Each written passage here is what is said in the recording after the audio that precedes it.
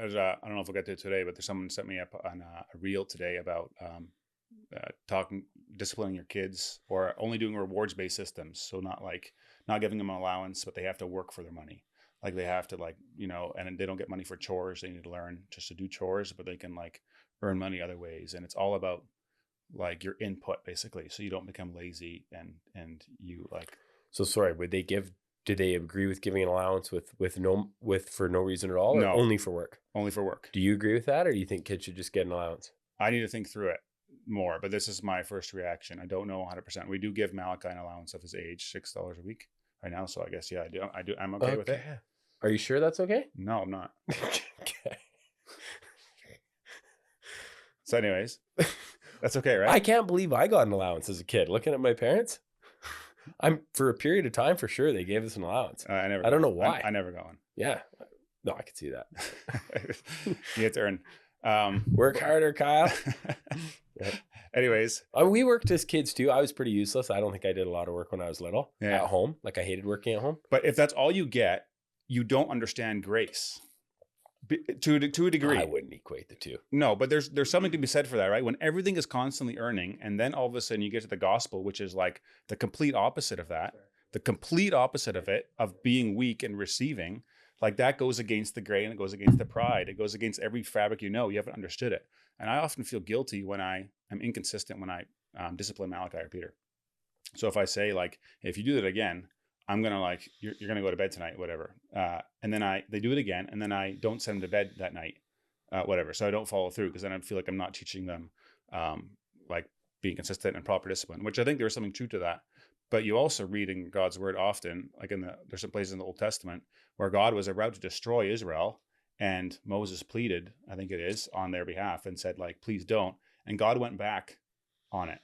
He went back on his word of what he was going to do for what they did. Well, he was gracious. He was gracious. Yeah, exactly. I'm working through the Old Testament. It's yeah, the patience. Yes, the patience. Exactly. With all of us. Yeah. And so we tend to, I think, land on the side of hey, it has to be justice, has to be right. None of us actually want justice, though. No, but what I'm saying is that, this shows up we need to teach our kids how to work hard and do all these things. But we need to show them grace. When they over screw up, we can be over gracious sometimes too. I feel like I have been lately. To your kids? Yeah. Because I've had some really good advice lately. I've got to the point in the last months, Marie and I both have, but for sure me, where I've been meeting with clients, real estate clients, and crying about my kids. People that a lot of my clients I know really well, and I'm just really struggling and really feeling hopeless. And people will be like, man, just pray for me, right? Send some random stranger's house. Yeah. And just encouraging. Awesome. Yeah, it's really special. But just saying, hey, kids they need a lot of encouragement. And I mean, it's just, I can picture even how some of my kids would feel discouraged or, right?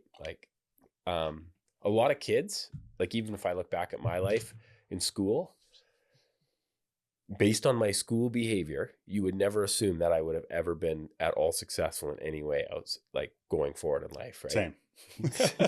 Right? So, and there's a lot of people that are like that. And so I do think that at least in the school our kids are going to now, and I think probably all schools to some degree, people that do education are starting to realize, hey, there's people that don't fit in this mold. So the way that we're teaching kids is changing. I feel to that, I took a video today. I was in my office, and Malachi was roller skating in circles downstairs on the driveway with a whiteboard in his hand, trying to read 5 words, and he was learning to read. Harsh ADHD. Whatever it was, but he was figuring it out. He was trying to spell them out. And exercise.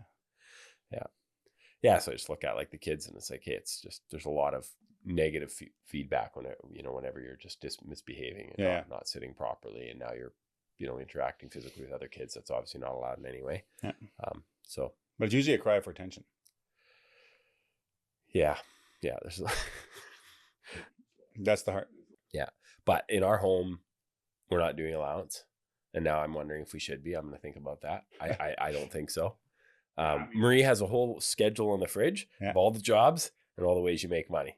And we have standard work that you do that you don't get paid for. There's jobs. She's an extremely good teacher. Okay. Our kids are 5, 6, 7, and they are working. There are jobs. And yeah, I could probably do more of that. Yeah.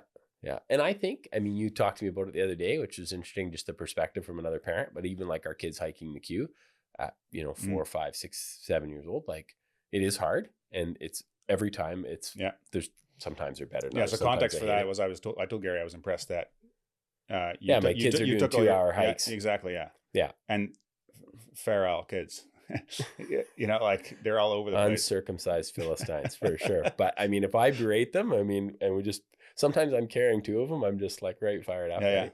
Pretty angry. But no, you're spending time and you're doing something. Yeah. And I just look at it like a metaphor for life. Like that's what I teach them, right? I'm like, life is hard. Life is not fair. You might have a rock in your shoe. Who cares? Like, just keep going. We'll be at the top soon. You can take it out then. Yeah.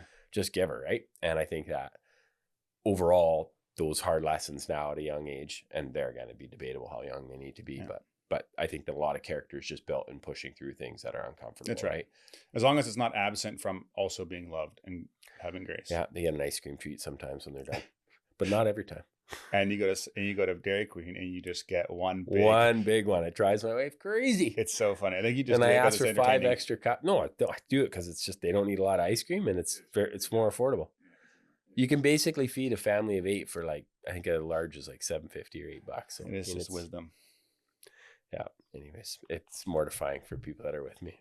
No, I mean, and the kids every time, like they should know, right? We've been doing this for 4 or 5 years now. Every time most of the kids ask if they can get their own. They still ask every time. Yeah. Because on very special occasions they do. Okay, I'll think about the allowance thing. I'd be curious to know what people's thoughts. I'm sure there's varying degrees. I'm sure some people don't give allowance and some do. Our kids get birthday money from their grandparents, and don't worry about the time. And we're going along tonight? Oh, yeah. It's going to be a marathon. I usually go to bed at 9. Do you actually do? Yeah. Okay. Go to bed at 9, wake up 5:36. Okay, that's healthy. I go to bed in the a.m. Well, Nicole goes to the gym at 6 a.m. 5 days a week. Okay. Interesting. There's a lot of content in the show notes. We could go back weeks of questions and stuff that There's we a lot. I wish I could react to stuff a lot faster, like some of the links we put in there. Because you got so it's actually relevant, or just like an easy way to play it. Because if I don't have it set up beforehand, it's it doesn't matter. People don't care. They like the real podcast where I went out and blew my schnauzer. It didn't bother anybody. Okay, well, doesn't phase them. You got to. Do you have it?